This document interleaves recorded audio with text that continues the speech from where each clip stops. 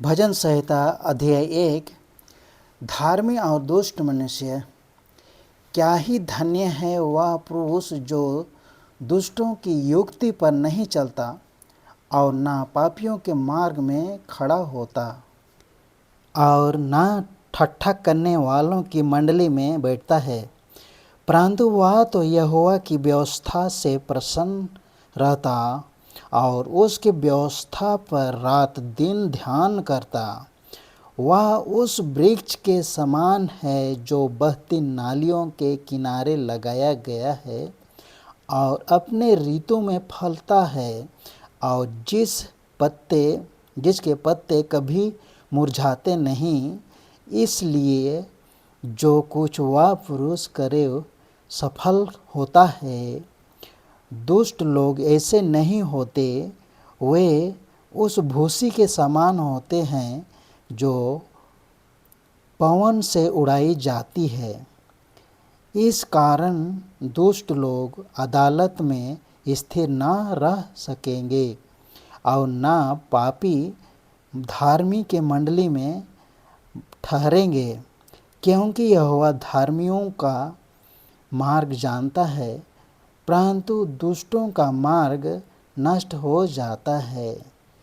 परमेश्वर का अभिषेक्त राजा जाति जाति के लोग क्यों हुल्लड़ मचाते हैं और देश देश के लोग व्यर्थ बातें क्यों सोचते हैं।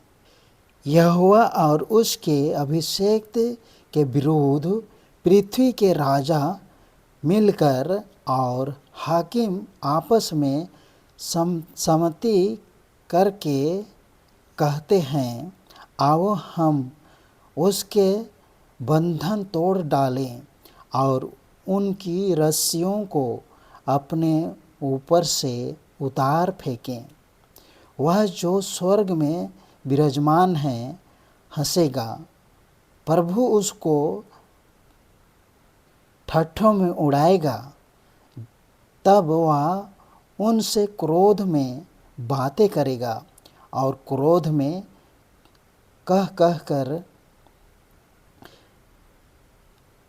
उन्हें घबरा देगा। मैं तो अपने ठहराए हुए राजा को अपने पवित्र पर्वत सीनै की राजगद्दी पर बैठा चुका हूँ। मैं उस वचन का प्रचार करूँगा जो यहोवा ने मुझसे कहा, तू मेरा पुत्र है, आज तू मुझसे उत्पन्न हुआ।